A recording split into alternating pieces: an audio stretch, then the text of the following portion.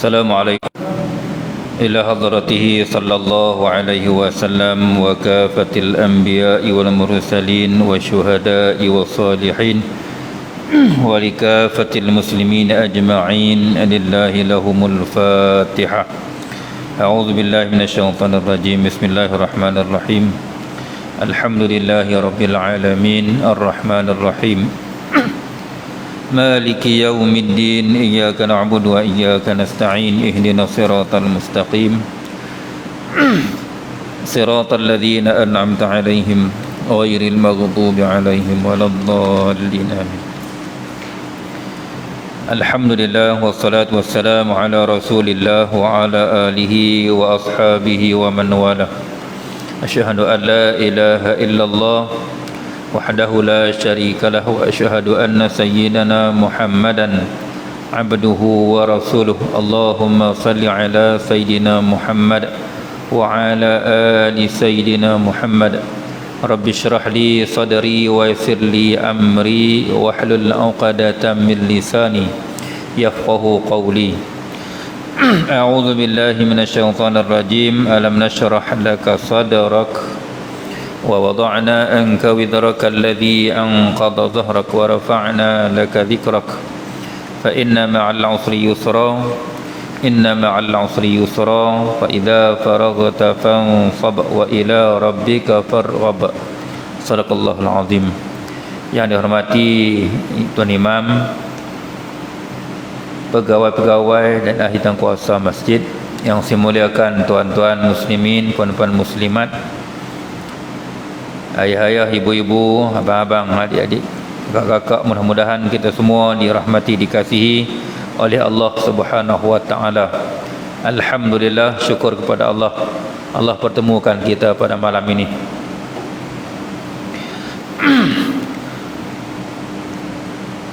Wa qala muallif rahimahullahu taala wa nafa'ana bi'ulumihi amin ya rabbal alamin. Sambung malam ni hadis yang ke-38. Hadis daripada Anas radhiyallahu anhu berkaitan dengan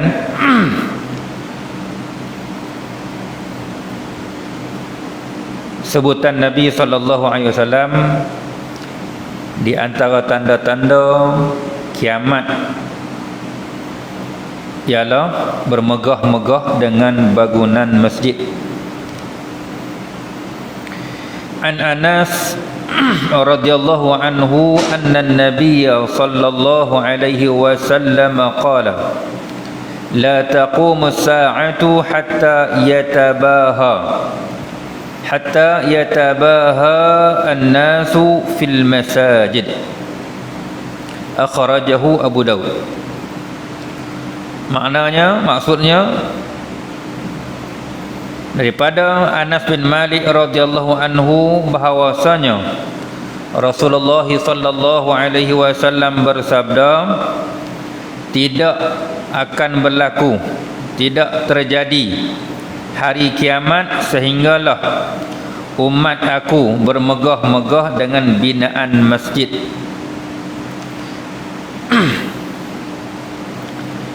Yang nak bermegah-megah dengan masjid ni adalah orang Islam satunya.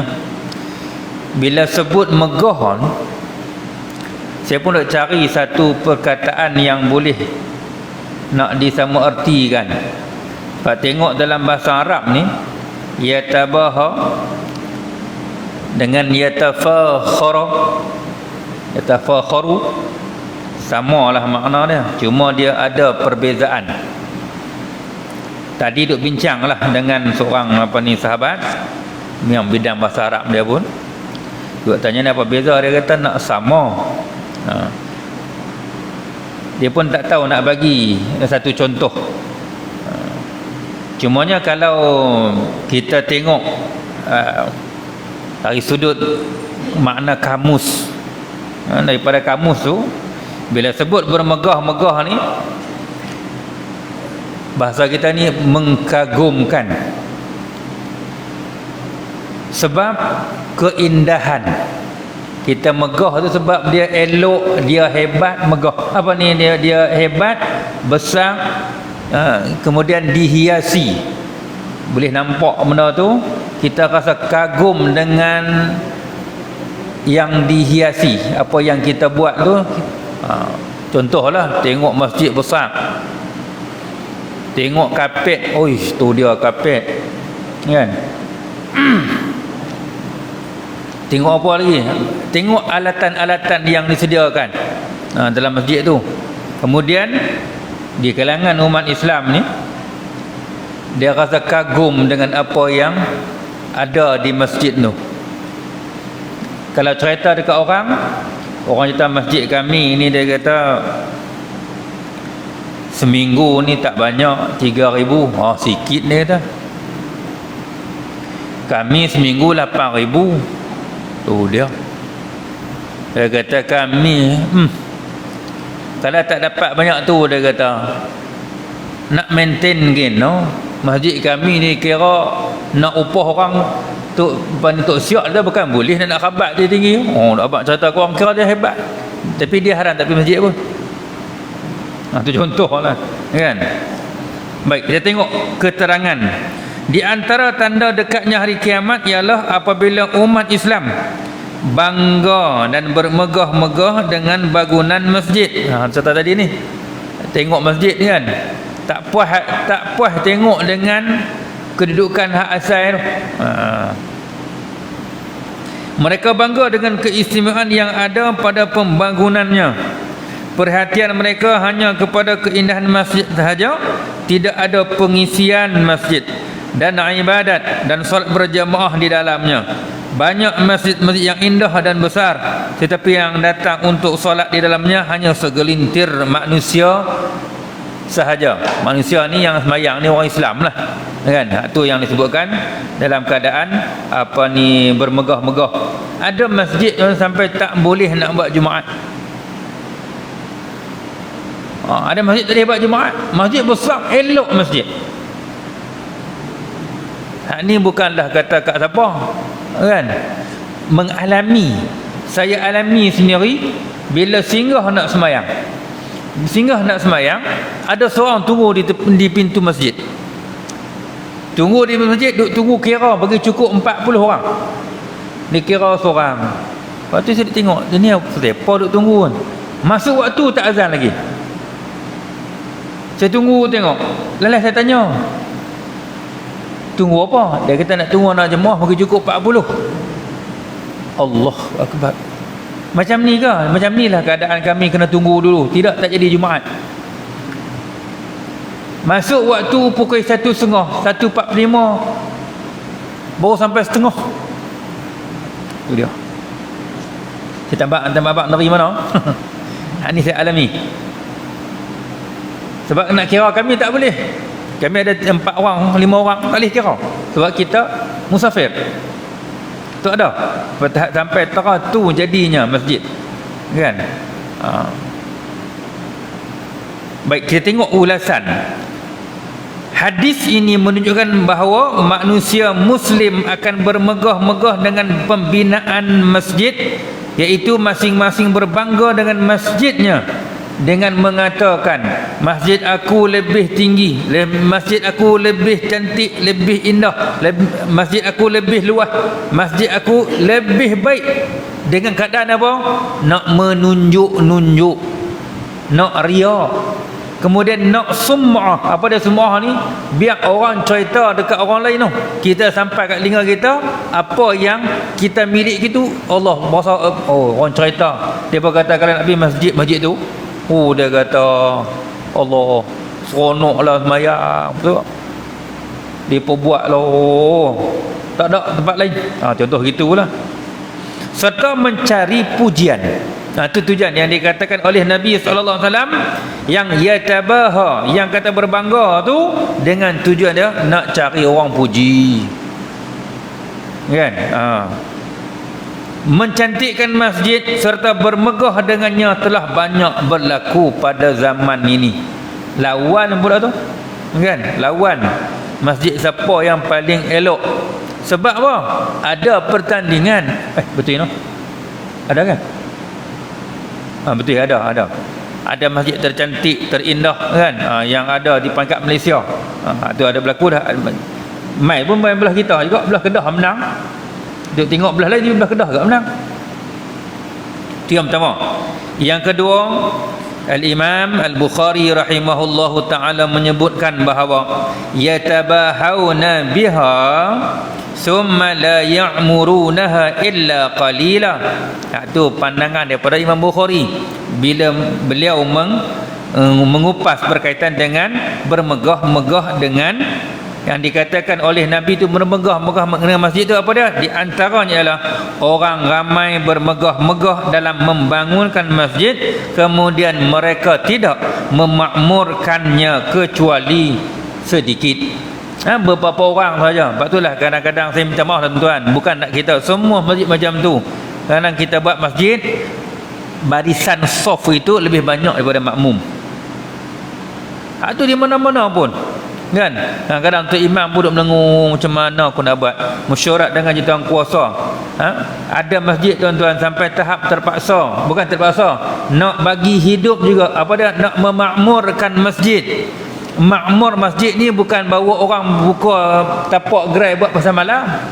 Nak pergi ramai kan, buka tepi tu buat ada pasal malam, buka mai mayang kot kan, bukan macam tu kan. Tapi apa dia, mengadakan solat jemaah. Yang pertama. Yang kedua, kita ni nak bagi ada majlis-majlis ilmu kan, majlis-majlis zikir. Itu yang kita nak buat tu, bagi ada kan. Ada bacaan Qurannya di sana. Dia kata lah, tak payah ustaz, tak payah dah ni, bukalah dalam YouTube berlambak. Bahasa Allah ni berlambak dalam YouTube, tak kena baca dah. Bukan maksud macam tu. Mana kita ni ada aktiviti yang kita buat dalam masjid. Yang tu yang diajarkan oleh Nabi SAW. Masjid menjadi pusat pentadbiran, masjid menjadi pusat tempat berkumpulnya anak-anak qaryah, orang yang berada di sekeliling masjid, menjadikan masjid rumah nombor satu pada diri dia. Kita ni tuan-tuan, kita kena letakkan, memang kita ada rumah sendiri, tetapi rumah nombor satu kita ialah kita mendahulukan nama dia rumah Allah Subhanahu Wa Taala. Dalam banyak-banyak kalimah ataupun kalam percakapan, kita mendahulukan cakap kalam Allah Subhanahu Wa Taala. Jadi kalam Allah kita kena dahulukan, bukan kalam orang lain. Sebab itulah almarhum Pak Sumit bila tanya dia, Pak Su ada tak kami dengar nasihat? Dia kata tak ada dah nasihat lain. Pak Su baca Quran, dia bagi nasihat ke apa? Quran itu ada nasihat kepada kita. Memanglah kita ni tuan-tuan, saya sebut kata ni wallah alam kan, kalau saya tak ingat lah sebut. Kita ni kalau kita ada masalah, refer, bahasa kita ni refer Al-Quran, tengok Al-Quran, rujuk Al-Quran. Maksud rujuk tu apa dia? Saya ambil satu saja, sebahagian daripada Al-Quran. Dalam Al-Quran ni dia ada 1000 perintah, ada 1000 larangan, ada 500 ayat dinamakan kisah, cerita-cerita. Ambil hak cerita tu pun memberikan satu panduan hidup kepada kita. Ambil cerita tu dah. Cerita apa? Cerita Nabi-Nabi. Orang sakit tengok cerita Nabi Ayub kan. Orang hak jenis kaya tengok Nabi Ayub. Orang kaya ni tuan-tuan, ataupun orang yang kita memiliki harta, kita ada apa ni, orang panggil apa, sektor-sektor yang kita sediakan. Contoh kata kita ni ada rumah sewa, kita ada gerai kedai, kita ada orang yang ada kelang. Paling tidak mesti ada orang yang dengki kepada dia. Sebab nak kisah Nabi Ayub, Nabi Ayub ni kaya tak kaya dia, kaum dia bekerja dengan dia. Dia ada ladang-ladang, dia ada pusat-pusat perusahaan. Kalau kita ni kilang lah, dia ada rumah-rumah sewa. Apa ni bahasa kita, kaum ni rakyat duduk bersama, bekerja dengan dia. Siapa dengki? Tak lain dah kita adu mubin kita ni, musuh yang paling nyata kita daripada iblis. Tak boleh tengok kehidupan Nabi Ayub, minta dekat Allah, wahai Allah, aku ni nak rosakkan Nabi Ayub. apa dia, ladang pergi bakar, dia kerah dia punya apa ni, bala tentera dia tu, hampir bakar ladang, pergi bakar kelang, rumah sewa, perancung buang buh benda busuk dan seumpamanya. Akhirnya letakkan penyakit kepada Nabi Ayub AS. Lari habis orang, tak mau duduk dengan Nabi Ayub. Sampai bini pun minta diri lari juga. Pasal apa? Takut berjangkit. Itu kisah Nabi Ayub. Tengok yang tu pun kata kita ni, Allah tak mengeluh Nabi Ayub. Kita ni tuan, Allah sakit cekam mengeluh. Contohlah kan, cekam sakit bukan main. Tak tahan lah. Tu contoh. Tengok kisah Al-Quran, boleh bantu kita, boleh jaga kita. Tu yang suruh kita ni nak dapat benda tu, ambil daripada mana? Kita hadiri majlis-majlis ilmu. Dekat majlis ilmu dengan kita ni, kesedaran yang Allah campak kepada jawatan kuasa yang menjadi penyelaras, menjadi apa ni, penggerak kepada masjid tu, jawatan kuasa tu, imam semua tu pada buat juga majlis. Kita dekatkan kita ni majlis ilmu tak tu, bawa batang tubuh kita, bawa jiwa raga kita main masjid, apa dia, nak dengar teguran daripada para asatizah dan para tuan-tuan guru. Ada yang main kat tuan-tuan ni tuk-tuk guru, ada yang asatizah, ustaz-ustaz dan ustazah-ustazah. Bukan asatizah tu bahasa Arab. Dia pemain bawa apa dia? Bawa kitab, baca, bawa buku tulisan-tulisan sarjana-sarjana yang hebat-hebat. Baca. Kita nak baca tak terbaca, melainkan kita bawa telinga dengar. Kan? Tu, tapi lah tak ada. Ramai berlaku pada dia rasa bila main masjid, tuk guru, para asatizah ni duk teguk tu, dia rasa duk kata kat dia. Paling teruk dia rasa diri dia dikutuk. Hak tu dahsyat. Pakai tak mari dah. Boleh kata cerita gitu? Tak kira pekat marah, pekat lari habis. Tak, saya berkongsi. Kita ni dalam jiwa kita, Allah buka pada kita dua jalan. Satu jalan kebajikan, satu jalan keburukan. Jalan kebajikan ni kalau tak diajak, sebab tu dalam kaedah ada dakwah, kena ajak orang, kena beri, bahasa kita ni bukan takat ajak, pujuk,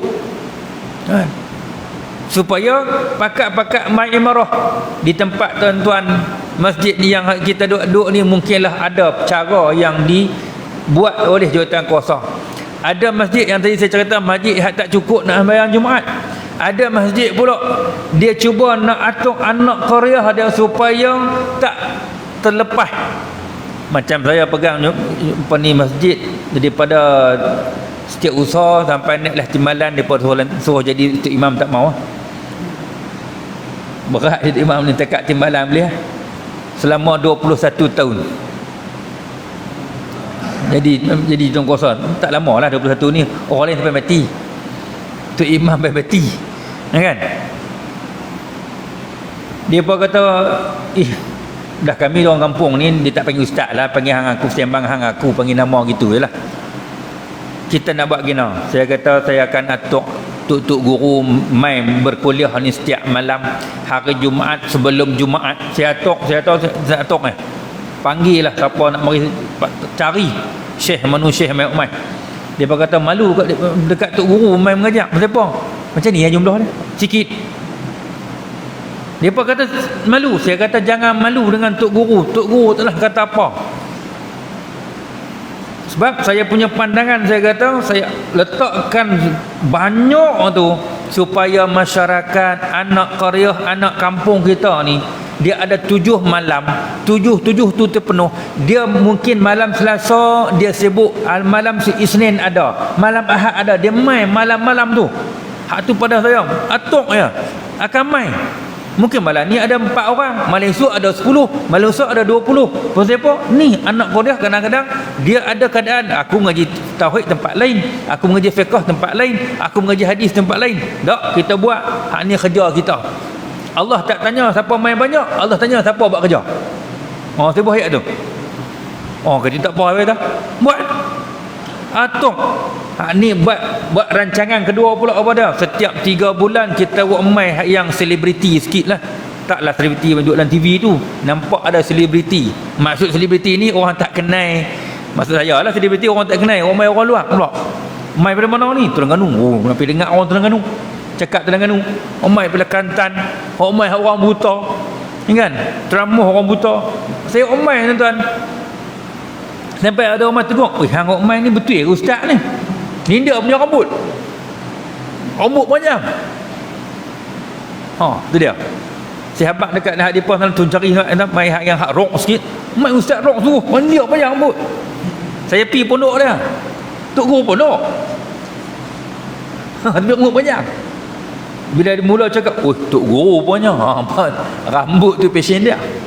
Dia buka untuk pondok-pondok remaja-remaja bermasalah. Dia kena jadi rock. Tengok mai, setiap 3 bulan kita umari. Kan? Waktu mai kemudian pula Loni pula apa? Dah pindah tempat, tinggal dah tempat tu. Jadi apa? Ganti orang ni, dia buat apa dia?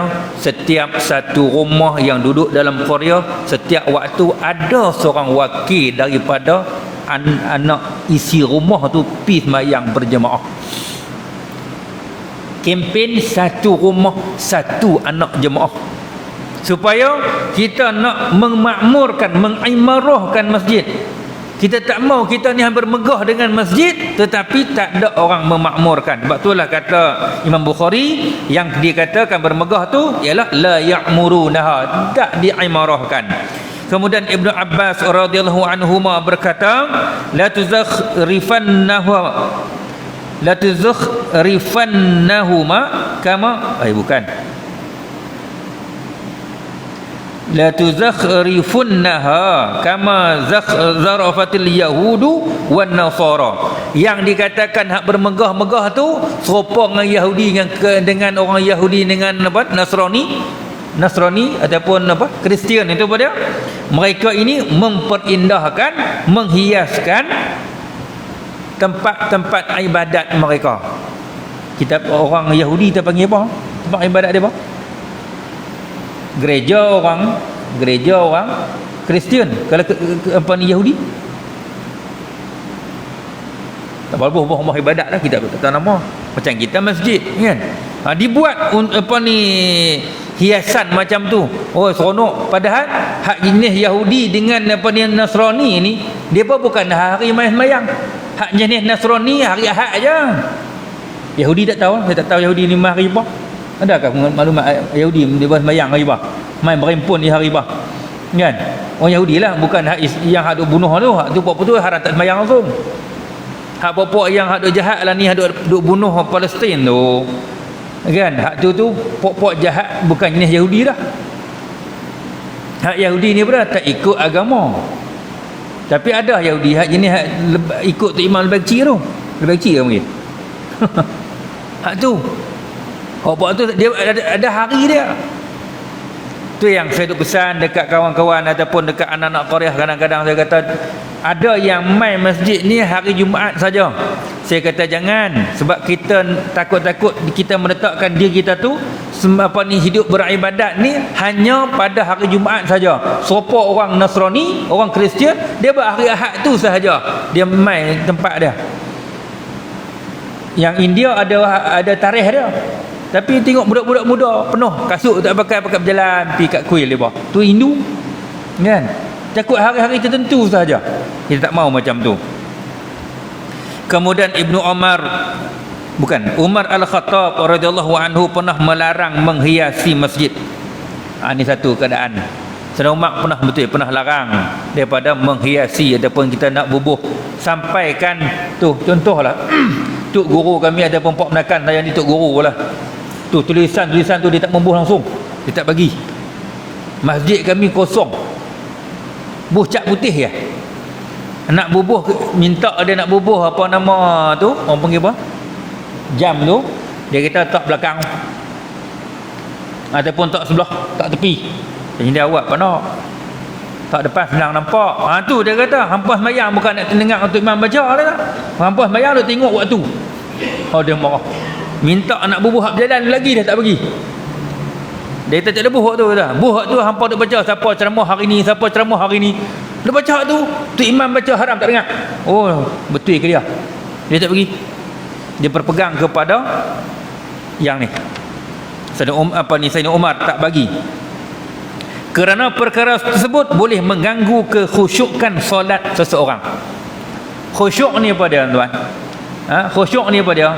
Kita tahu apa yang kita baca, kita tahu apa yang kita buat. Kalau kita sembahyang zuhur 4 rakaat, rakaat pertama kita baca Fatihah, kita tahu kita baca Fatihah. Ada orang dia baca Fatihah habis waladhdallin, dia tak tahu pun dia baca Fatihah, sudah sedap bagi salam.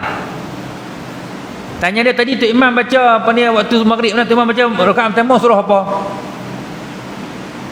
Rakaat kedua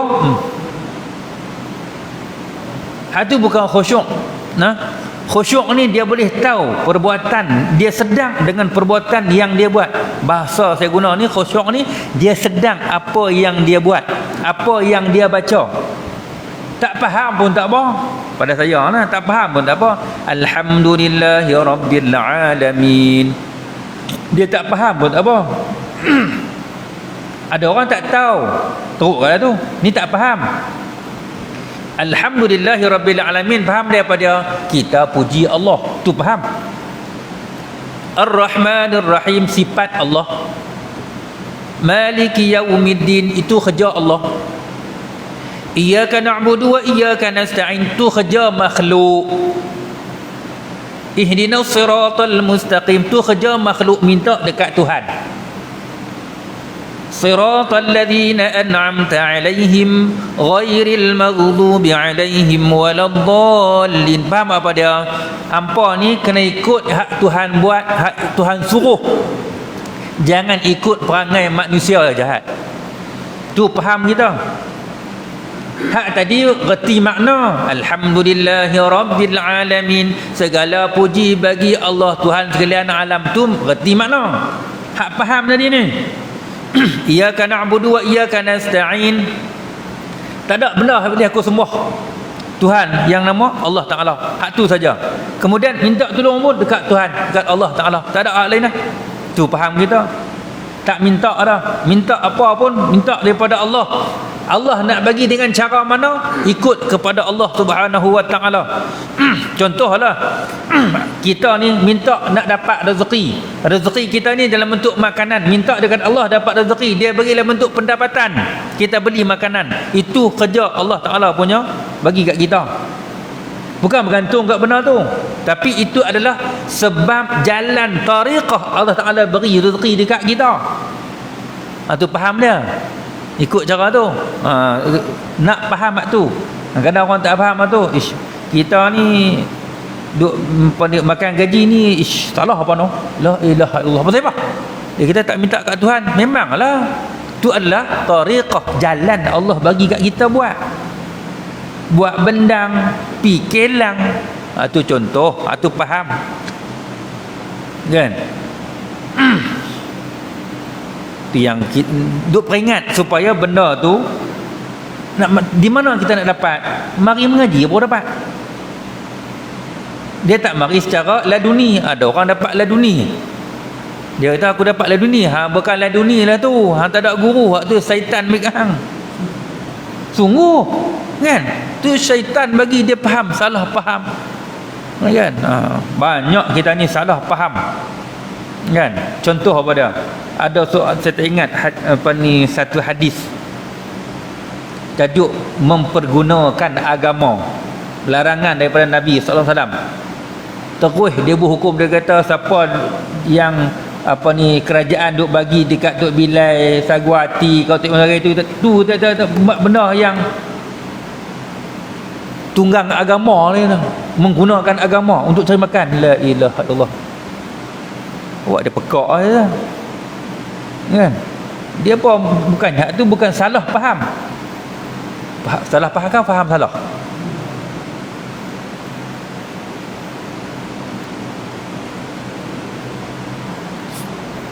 Baru-baru ni timbul, saya geram hak tu kan, duk riuh.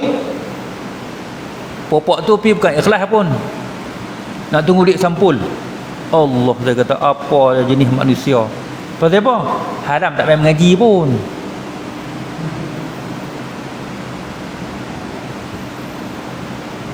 Saya pesan dekat kawan-kawan, ada yang kawan-kawan main bincang macam mana?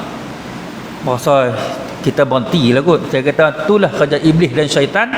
Dia kan, iblis syaitan ni jenis mai daripada manusia pun dan jin. Manusia dia nak menghancurkan yang dikatakan dakwah Islamiah. Dia buat cara tu.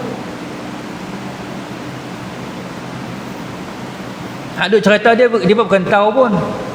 Kawan ni suar terima tang ni, dia suar tang lain. Dia buat benda lain.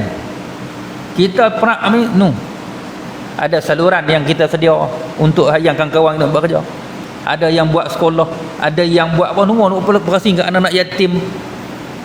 Kan sedap pun. Takkan nak pergi habaq nak ni saya bagi kat depa tu Dia tak habaq. Kita kenal ramai kawan-kawan kita macam tu. Kan? Kadang mai minta kita, ada sikit kot nak buh minyak kereta. Hanya tak ada lah, ada. Hanya meniaga. Contoh gitu. Jangan sampai tahap merosakkan kerja-kerja dakwah ni. Tajuk masjid je tuan. Tajuk masjid dia. Tu contohlah. Mai pula tajuk ulama ni siapa apa ni letak, ada ke boleh apa ni orang biasa masyarakat orang awam duk panggil ulama, hang tak cerdik ke bab tu? Ulama ni dah disenaraikan oleh para cerdik pandai yang dikatakan ulama tu. Dia punya definisi tuan-tuan, pergi carilah, buka dalam Google pun ada. Definisi ulama. Apa yang katakan ulama? Tu dah dia ni tak baca ke apa? Contohlah kan. Sebab depa nak bunuh. Bahasa saya guna ialah untuk membunuh karakter para asatizah dan para pendakwah. Habis depa ni tak ada lah, jahil habis kita tuan. Sungguh kita pun saya baca kan, pergi mengaji kat orang lain, pergi mengadap kat orang lain. Depa tu tak mai tak ada. Contoh kan.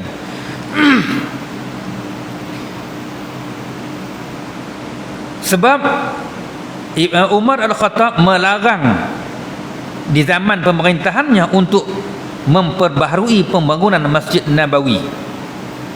Apa dia kata apa? Akinnan nasa min matari wa iyyaka an tuhammira aw tusaffira fataftina an-nas. Satu dia kata. Padan dah cukup dah, kata benda yang kita buat tu hak atas ada bumbung, hak bawah ada lantai. Tak payah nak bagi merah, tak payah nak bagi kuning. Bahasa kita ni. Sebab dia sebut empuan ni merah kuning, kalau sebut hijau kuning kita kena. Merah kuning kan. Ni apa ni Sayyidina Umar sebut, dia kata lindungilah manusia daripada hujan dan janganlah kamu menghiasi dengan warna merah atau warna kuning sehingga orang ramai boleh terganggu dengannya. Kadang kita ni nak pergi elok masjid kan, buh color coloring tu. Lah ni bangunan jenis kan coloring tu nampak cantik. Masjid pun tuan-tuan, manusia ni bila habaq benda pelik dia pemain. Tu macam iklan dalam Facebook. Tok Bilal Allahu Akbar, Allahu Akbar. Jemaah ada 5-6 orang. Kan? Masuk waktu pula. Tiba-tiba pukul 10 bunyi azan. Allahu Akbar, Allahu Akbar. Berselerak buka mai. Orang gila mana azan pukul 10 ni. Buka mai tengok duk marah. Ini iklan lah, iklan dalam Facebook tu. Kata hang gila ke pukul 10 tak masuk waktu tu? Dia kata hampalah gila. Tok Bilal panggil waktu haram tak mai. Aku buat azan masuk waktu pun tak ada, pakat mai tengok. Saya dah tengok tu. Betul juga. Tok Bilal punya azan kan, kotlah kita kata tak sedap, bagi hak sedap tak mai juga. Cara jerkah pun tak mai. Takaklah ada seorang tuan, saya pergi orang dia Arab ingat Arab mana minta dia azan, kita bertujud oish dia azan Allah Akbar, Allah Akbar. Dia cekah gitu ya. Allah kita contohlah tak panggil orang.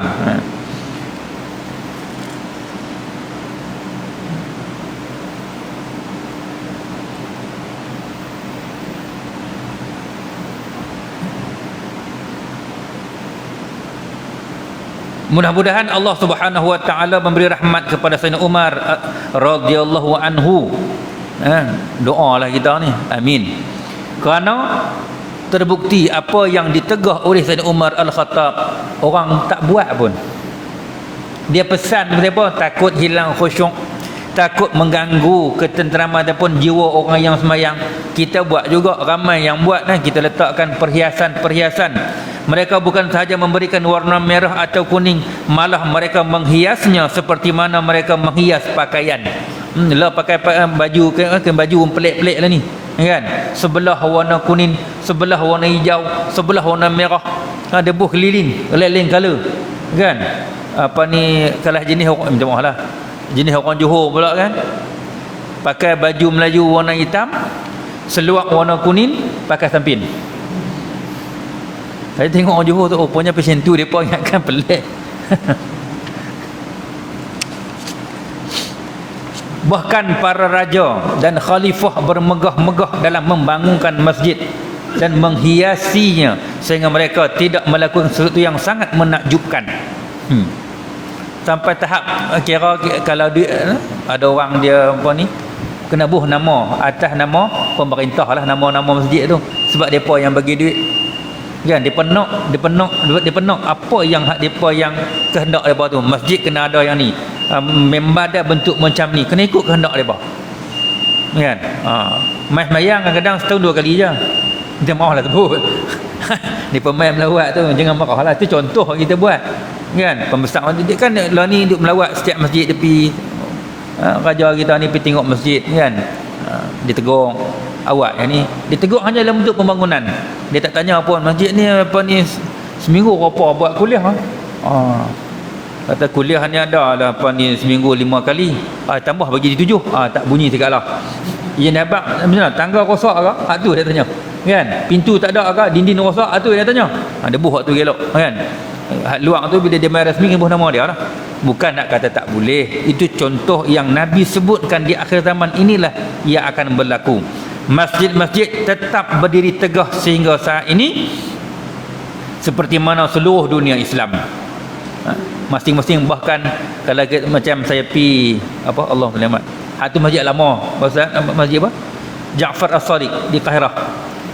Saya seronok bukan apa, boleh tidur tu langun di atas. Allah berasa musim panas pada duduk tu tak rasa panas. Aircon tak ada tapi sejuk.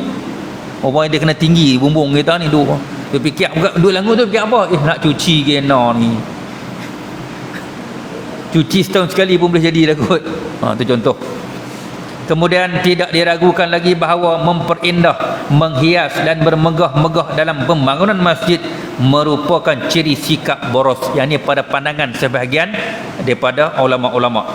Sedangkan memakmurkannya hanyalah dengan melakukan ketaatan dan zikir kepada Allah Subhanahu wa taala. Sebenarnya masjid itu pada untuk dimakmurkan, diadakan jemaah, majlis-majlis ilmu, majlis zikir, ataupun kita ni dia ada tempat-tempat untuk menyelesaikan masalah-masalah masyarakat. Tu cukuplah bagi manusia membuat sesuatu yang dapat melindungi mereka daripada panas dan hujan. Telah datang ancaman dengan kehancuran apabila masjid dihiasi dan Al-Quran diperindahkan. Dan kita ni tuan-tuan, saya sembang dengan apa ni salah seorang yang diberi tanggungjawab untuk menyemak Al-Quran. Di ni ada 30 orang yang semak Al-Quran tu. Rupanya seminggu ni sejenis Quran keluar, pelbagai bentuk nak kena semak. Ada seorang sahabat dia kata dia semak kadang-kadang sampai 27 juzuk. Dia semak Quran tu, dia orang kerja dengan kami lah kan, bahagian tahfiz Al-Quran, dia memang hafiz Al-Quran. Dia memang nampak macam letih, dia kata seminggu mesti ada Quran baru yang diterbitkan, nak kena semak, dia kata. Tu dia Quran. Sampai kita nak baca pun Allah mudah, jenis bertajwid, jenis waqaf, jenis apa dia, macam-macam Quran ada. Tapi tak baca jugalah. Quran banyak tak baca juga. Kadang kita letak rumah tu sonok susun Quran bagi banyak. Contohlah, idza zawaqtum masajidakum wa hallaytum masahifakum faddimaru alaikum. Yang ni bahaya. Yang disebutkan oleh Abu Darda radhiyallahu anhu, sekiranya masjid-masjid kamu dihiasi, mushaf-mushaf kamu dihiasi, maka kehancuranlah yang akan menimpa kamu. Bila seronok hias, seronok tu ke apa? Quran dibiak banyak yang tidak dibaca. Apa dia? Al-Quran ni tentang mushaf Al-Quran akan tuntut dekat kita. Kalau kita ada di cetak banyak-banyak tak dibaca, dia akan tuntut. Masjid juga sama lah, buat besar, harapan kita orang nak main, ataupun main hari mula-mula main tak celui, buka luas, rupanya berukul pakai tak main pada biar sempit balik pula lah. Contoh gitulah, tapi tak berlaku lah kepada kita ni nak ya. Mana kehancuran ni apa dia? Hilangnya keadaan untuk dimakmurkan. Imam Al-Munawi rahimahullahu ta'ala berkata, menghias masjid dan mushaf adalah sesuatu yang dilarang, kerana perkara itu boleh menyibukkan hati, menghilangkan kekhusyukan daripada bertadabbur dan hadirnya hati dengan mengingatkan Allah Subhanahu wa ta'ala. Imam Syafi'i berpendapat bahawa menghiasi masjid walaupun Kaabah dengan emas dan perak, ni mana benda yang mahal lah, emas perak ni, yang tu diharamkan secara mutlak. Itu pandangan Imam Syafi'i. Tetapi kalau selain daripada emas perak, hukum dia makruh. Nak hias tu boleh kan, kita nak elok. Walaupun begitu, untuk membina masjid yang cantik, yang besar, tidak menjadi satu kesalahan ataupun masalah. Nak bina, boleh bina. Sebab apa? Dari sudut yang lain, apabila masjid itu besar, masjid itu hebat, dia adalah menunjukkan kehebatan dan keagungan Islam. Dia ada syiar juga kan. Walaupun pada realiti kita kata tak ada orang yang nak memakmurkan imarah, tapi kalau masjid besar tu satu tanda bahawa Islam kuat di situ. Islam ada. Kadang kita pergi kampung tak ada masjid, ada ke orang Islam ni? Takut kan. Dia tengok duk bela anjing, duk bela babi kat rumah kan. Rupanya bukan kampung Islam. Kan? Tu contohlah. Ada seorang tuan-tuan sanggup dia, ni bidang dakwah lah. Dia nak mengadakan juga keadaan masyarakat tu, dia hidup di kawasan orang asli Afrika. Dia hidup situ, kemudian dia ajak pelan-pelan, mungkin dia boleh cakap bahasa depa lah kot, ramai masuk Islam, dan dia berkahwin dengan orang tempatan situ. Dia buat semua, dia Allahu Akbar, hebat dah. Saya tengok dalam jejak Rasul, penduduk di situ bukan makan jenis kita, makan jenis ubi, tapi dia sanggup hidup nak mengadakan Islam, nak berdakwah untuk ada. Tak terlepas diri dia, dia takut Allah tuntut, dia kata dia pi. Saya kata tu dia, Allahu Akbar. Susah buat rumah dengan kemah ya. Bukan rumah lah, kemah lah. Tapi duduk di sana, menikah orang sana. Anak pun anak. Jadi saya kata tak tahu nama apa lah anak tu, sebab Melayu campur dengan Afrika. Nak jadi apa tahu lah, melawak dengan dia lah. Tapi hebat orang dia hidup sana kan. Jadi amat penting untuk kita sama-sama membina dan membangunkan masjid dengan indah dan cantik, supaya matlamat pengimarahan masjid adalah lebih utama. Maknanya kita ni, kita buat masjid apa dia? Sama-sama kita buat masjid, sama-samalah kita berusaha untuk memakmurkannya. Kita jangan putus asa ataupun terhenti kerja kita ni. Kita buat sampai berjaya insya-Allah. Cuma pesanan Nabi itu bahawa di akhir zaman inilah tingkah. Maknanya kita ni dah berada di akhir zaman. Tanda tu dah ada dah kat kita, bahawa masjid pun dah menjadi satu kemegahan untuk dicerita sesama kita. Wallahu alam.